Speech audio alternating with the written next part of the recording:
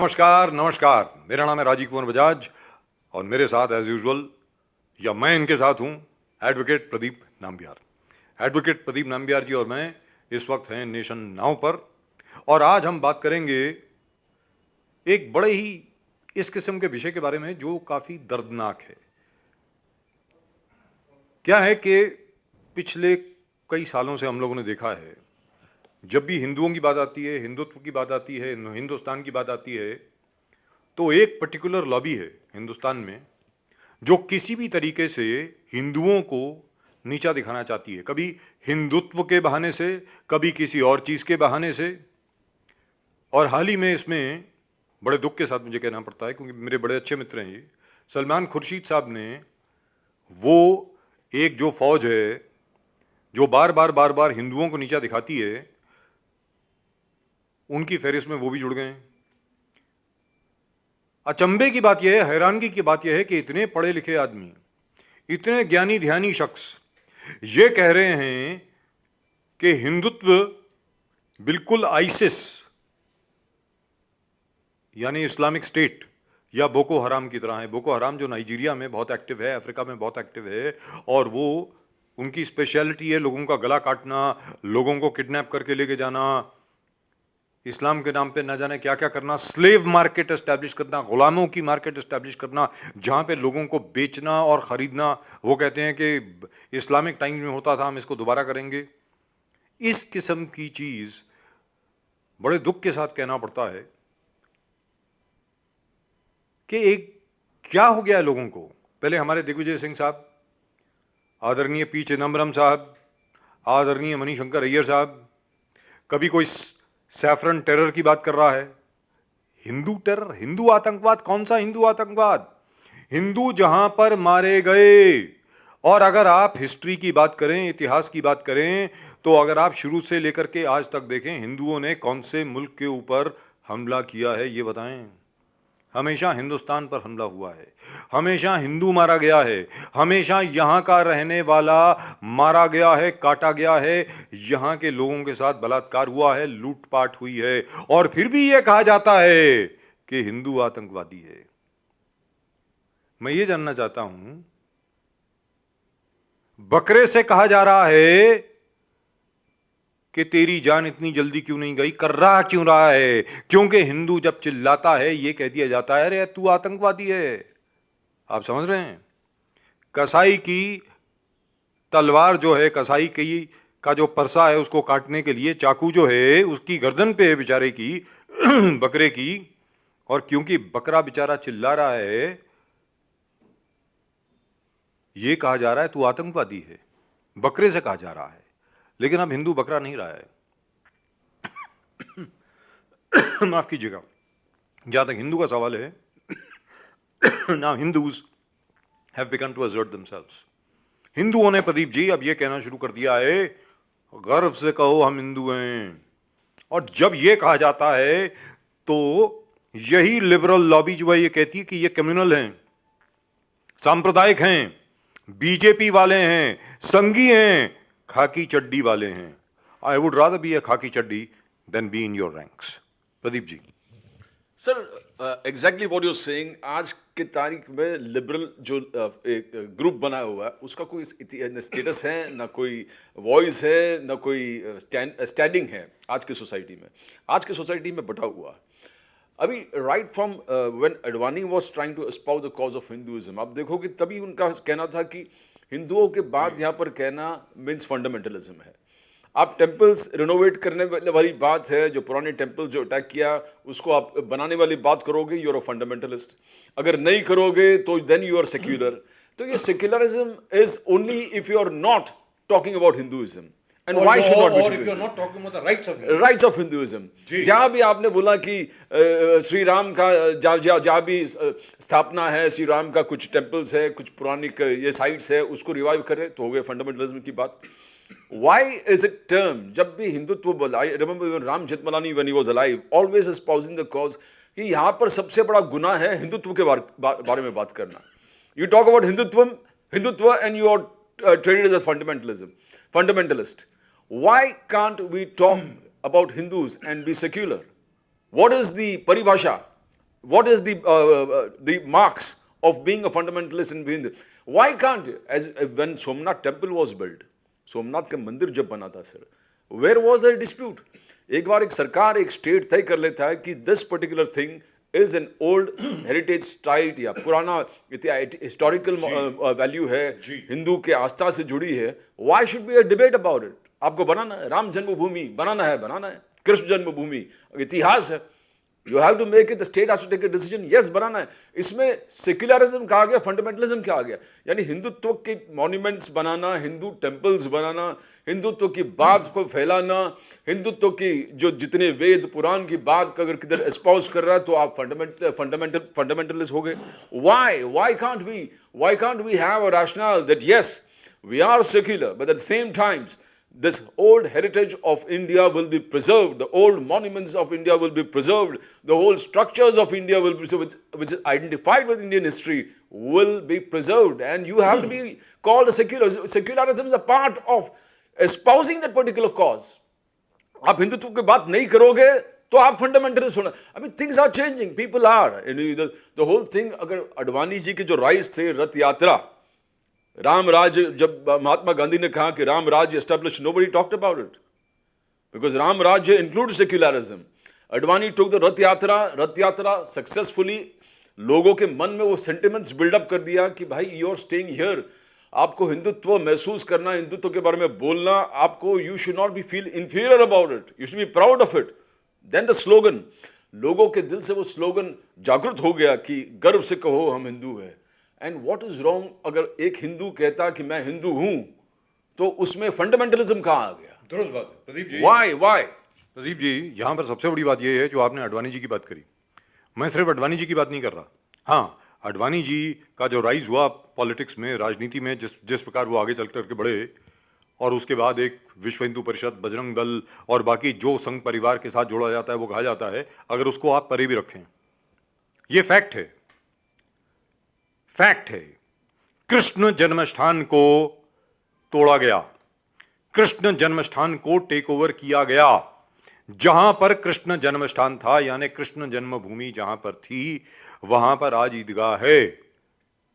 अगर आज एक हिंदू होने के नाते, कृष्ण भक्त होने के नाते, अगर मैं ये कहता हूं कि कृष्ण जन्मस्थान जो है एक बार फिर वापस हिंदुओं को मिलना चाहिए, रिस्टोर होना चाहिए, क्योंकि आज भी याद रखें, ऊपर ईदगाह है, नीचे कृष्ण जन्मस्थान मंदिर है, और आज भी जो लैंड टैक्स है, वहां का जमीन का जो टैक्स है, राजा टोडरमल के द्वारा एस्टैब्लिश किया गया। याद रखें, राजा टोडरमल एम्परर अकबर के फाइनेंस मिनिस्टर हुआ करते थे।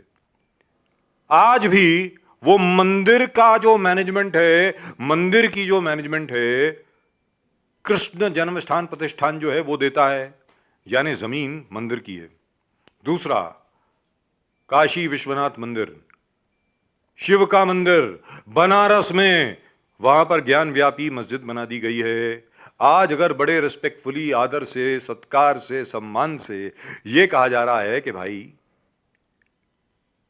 शिवजी का सबसे पुराना मंदिर, शिवजी का काशी विश्वनाथ मंदिर कृपा करके वापस दे दीजिए, तो आप कम्युनल हो गए, आप। ना जाने कितने मंदिरों को तोड़ा गया, ना जाने कितने मंदिरों में आग लगाई गई, ना जाने कितने लोगों की जानें गईं, और फिर आप कम्युनल हो गए। स्पेन में रेफर्मेशन हुआ, after the Moors were driven back, there was a reformation in Spain. All the Catholic churches, all the old cathedrals which had been converted into mosques were reconverted to churches, reconsecrated as cathedrals. उनके बारे में तो कोई कुछ नहीं बोलता है। आज the Santa Sophia in old Constantinople has been reconstituted as a mosque. After the Emperor Suleiman conquered Constantinople and decided to rename it Istanbul, the Santa Sophia was turned into a mosque. When Kemal Pasha, when he led the revolution in Turkey, he said the Santa Sophia should be turned into a museum. अब उसको एक बार फिर लोगों ने वहां पर मस्जिद बना दिया है। उसके बारे में तो आप कुछ नहीं बोलते। चाइना में जिनजियांग प्रोविंस में औघर मुसलमानों के साथ जो हो रहा है, 1,10,00,000 से ज्यादा को कंसंट्रेशन कैंप्स में रखा हुआ है। वहां पर यहां तक कि अगर आपके घर में कुरान शरीफ मिल जाती है, वो भी एक गुनाह है। मोहम्मदन नाम नहीं रख सकते आप, मोहम्मदन नाम यानी फारसी और अरबी नाम नहीं रख सकते आप। वहां पर यह कहा गया है ऑफिशियली जिनजियांग प्रोविंस में, चाइना में, उनकी लीगल बुक में है। And this, by the way, is not me saying it. This has appeared in the New York Times. It has also appeared in the Washington Post, the two papers that most of our liberals quote extensively and regularly.